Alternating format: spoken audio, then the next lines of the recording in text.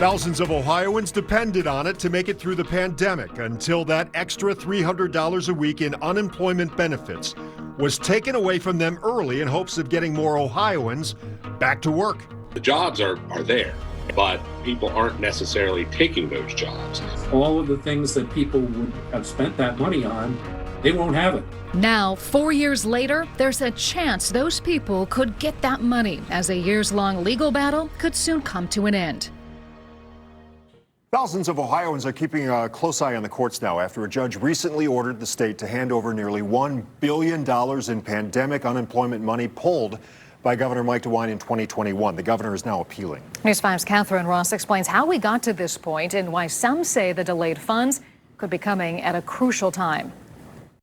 In what felt like an instant, Ian Hoy's life as a musician took a turn toward uncertainty. Anything with large amounts of people, we were done with that, so I lost out on thousands of dollars. In 2020, the Shaker Heights father was suddenly juggling remote learning with his preschooler and giving private music lessons online. Without live performances, he tells us unemployment benefits were a lifeline. I was receiving just a small amount, but that helped because I didn't have all the income sources I used to have. In June 2021, Governor Mike DeWine said he hoped to jumpstart the economy when he announced unemployed Ohioans would no longer receive an additional $300 weekly in federal pandemic benefits. The move was applauded by some who thought the extra money was encouraging workers to stay home. I don't cast any blame on the individual because the government made a policy that said we'll pay you more not to work than to go back to work.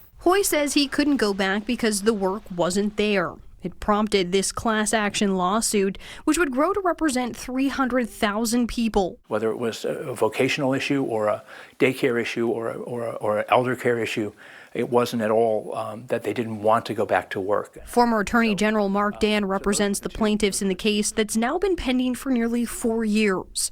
This month, the judge agreed with the group's claim that DeWine overstepped his authority when he denied the federal funding, and he ordered the state to pay out $900 million. DeWine's office declined comment as it appeals the case. As that happens, Dan wants the state to secure the money before it goes away. That money will be reappropriated by Congress to other purposes, probably a tax cut for rich people. On the backs of the working class people that we represent. Hoy is now back to work, but he and others say $3,000 they believe they're owed would be a boon for the economy and Ohio families. I represent small business owners.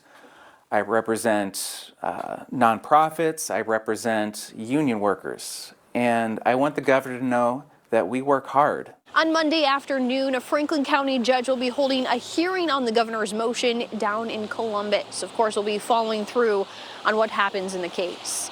In Lakewood, Catherine Ross, News 5.